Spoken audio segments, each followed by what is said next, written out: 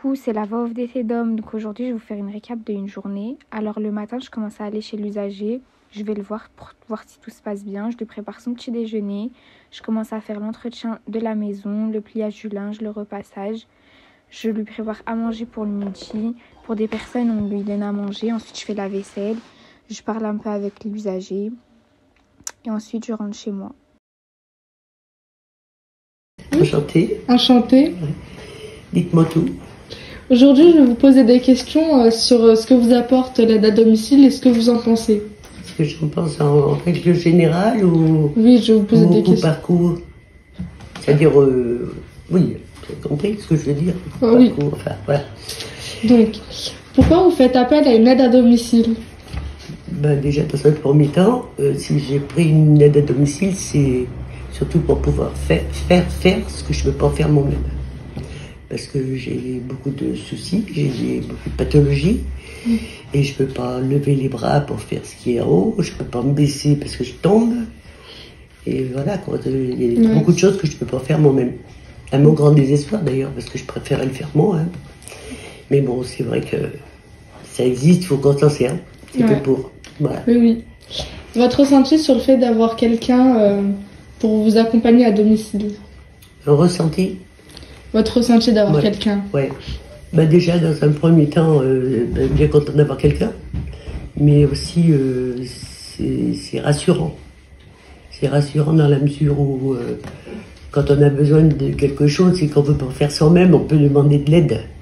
Ouais. Je peux vous citer un cas, par exemple, aller chercher quelque chose dans un rayonnage, je peux pas monter sur l'escabeau, donc je peux me faire aider. Oui. Voilà. C'est rassurant. C'est rassurant. Voilà, c'est rassurant. Puis bon, puis même pour discuter, ça fait de la compagnie quand même. Ça vous aide psychologiquement et mentalement? Oui, mentalement, ça fait du bien. Trouvez-vous que le métier de AVS est admirable? Oui, c'est très admirable même aussi. C'est un métier que j'aurais pas pu faire. Parce que ça demande beaucoup d'abnégation, disons. Voilà. Et oui, c'est un métier qui est très dur. Ouais, c'est vrai. Vous trouvez que c'est un métier difficile? Oui, c'est un métier difficile, ouais, parce que il faut prendre tout sur soi déjà d'une part, et puis il faut faire le maximum, quoi, disons. On se rend compte que la personne, elle peut être malade ou n'importe, fatiguée, et elle fait son boulot quand même, quoi. Alors, c'est quand même. Puis bon, j'ai pas des besoins très, disons, intimes encore. Oui. Mais celles qui font les toilettes et tout ça, alors là, je leur tire mon chapeau. Et qu'est-ce que vous en pensez de ce métier? Ça regroupe un peu tout ce que vous avez dit. Oui, c'est tout ce que j'ai dit, mais c'est un métier qui est très dur. Très dur, et puis je pense que celles qui font ce métier, elles ne sont pas payées en rapport à ce qu'elles font. Voilà. C'est vrai. Parce que même si c'est une personne qui n'a pas de diplôme, j'estime que le travail qu'elles font, ça devrait être rémunéré davantage. Parce que c'est payé au mérite, quoi, disons. Voilà. Et pour la dernière question, comment est-ce que vous imaginez votre futur? Oula, alors là... Vous le voyez dans votre logement ou dans un autre? Je ne me vois pas pour l'instant, je ne me vois pas ailleurs. Enfin, j'imagine que ça va arriver un jour. On espère pas. Mais non, je veux rester chez moi le plus possible. Le plus possible, parce que bon, les maisons de retraite c'est peut-être très bien, mais bon, je sais pas si je m'y ferais déjà. Mais bon, puis c'est pas la même chose. Chez soi, on a ses habitudes, on a ses repères. Vous êtes toute seule chez vous et à la maison de retraite, vous êtes accompagnée toute la journée. Ben oui, mais on n'a pas nos petits repères, nos petites affaires à nous, nos petits souvenirs, nos petits trucs. Voilà, Et puis je fais encore mes repas, donc ça vous êtes encore autonome. Ça m'occupe l'esprit, mais ça m'occupe les mains, ça m'occupe... voilà, c'est difficile. J'arrive pas toujours, mais ça fait un but. J'ai un but. Qu'en maison de repos, on se laisse faire tout. On laisse faire. On fait rien par soi-même, quoi, disons. Oui. Voilà. Vous pensez que c'est un laisser-aller? Pour moi, oui, je crois. Ouais. Je comprends. Voilà. Bon, c'était tout. Merci beaucoup, madame. Mais je vous en prie, c'est avec plaisir. Merci.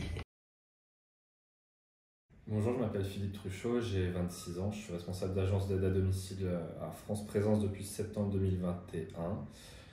Et Avez-vous déjà travaillé dans le terrain avant de travailler en agence? non, jamais travaillé sur le terrain, c'est une expérience qui potentiellement me manque, mais j'ai la chance d'avoir en agence du coup une ancienne auxiliaire de vie qui me permet du coup d'avoir toutes les informations nécessaires quand j'en ai besoin. Cela fait combien de temps que vous travaillez en agence? Alors en France Présence depuis septembre 2021. Avant, du coup, j'étais à Onella en alternance en responsable de secteur du coup de 2019 à 2021. Et encore avant, du coup, j'étais à Chalon-sur-Saône où j'étais assistant de direction de 2018 à 2019. Donc en tout, ça va faire 5 ans. Est-il difficile de gérer une agence d'aide à domicile? Ça dépend des jours. Il y a des jours où oui, parce qu'on a des arrêts maladie, on a des personnes qui ne viennent pas travailler, on a des nouveaux clients aussi qui arrivent. Donc forcément, il y a des jours où c'est un peu plus compliqué que d'autres, un petit peu plus la course. Mais quand tout roule et quand tout fonctionne, non, c'est pas compliqué. Il faut juste une bonne équipe et une bonne gestion quotidienne. Comment sont formés vos intervenants? Alors, nos intervenantes, elles sont formées pour la plupart, quand on les recrute, on leur fait passer soit une semaine, voire 2 semaines en doublon avec des auxiliaires de vie référentes. Et en plus de ça, du coup, on met en place des PAE, qui est un parcours d'adaptation à l'emploi, qui permet du coup d'avoir des formations en e-learning, donc sur 35 voire 70 heures, ce qui leur permet d'avoir toutes les notions importantes sur les différentes maladies, sur les postures, l'aide à la toilette, etc., qui permet du coup d'avoir toutes les infos avant qu'elles aillent sur le terrain. Depuis le début du confinement en 2020, est-ce que votre situation s'est améliorée? Oui, on ne peut pas dire le contraire. Aujourd'hui, on arrive à recruter, on arrive à faire face aussi aux difficultés de remplacement, chose qu'on ne pouvait pas faire pendant le confinement, puisqu'on était très limité en nombre d'intervenants. Et c'était très compliqué de les remplacer, c'était très compliqué d'assurer toutes les prestations. Et voilà, mais ça s'est bien amélioré depuis le confinement. En ce temps de crise, quels sont vos critères de recrutement? Nos critères de recrutement, c'est surtout la motivation et le savoir-être, parce que comme je l'ai dit juste avant, nos auxiliaires, on peut les former avec des parcours d'adaptation à l'emploi. Donc forcément, nous, c'est surtout le savoir-être et la motivation. Après, si c'est un plus, elles sont diplômées avec de l'expérience, évidemment, mais nous, c'est surtout le savoir-être. Merci Très beaucoup. bien, merci. Je vous en Au revoir. prie. Bonjour, je m'appelle Asia Karchi, je suis en licence pro RH en alternance à France Présence avec un rythme de 3 jours de jour. Pourquoi avez-vous choisi de travailler en domicile? J'ai choisi de travailler à domicile dans la continuité de mon parcours. J'ai avant ça fait un bac pro SSP et donc dans la continuité, j'ai choisi l'aide à domicile.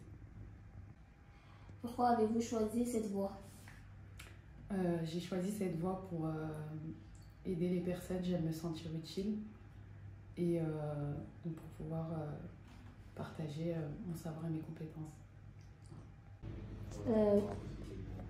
Qu'est-ce qui vous passionne dans ce métier? Moi, ce qui me passionne, c'est de voir les personnes à leur domicile heureuses et épanouies, qui restent auprès de leur famille. SSP, j'ai choisi SSP car c'est une formation qui est très humaine et qui a beaucoup de contacts. Pour moi, c'est celle qui me correspondait le plus et ça me prépare pour moi et mon projet pro. Vas-y. J'ai choisi l'option structure, mais on m'a mis en domicile, ce qui ne m'intéressait pas. Mais finalement, c'est très intéressant car dans cette filière, il y a beaucoup à apprendre.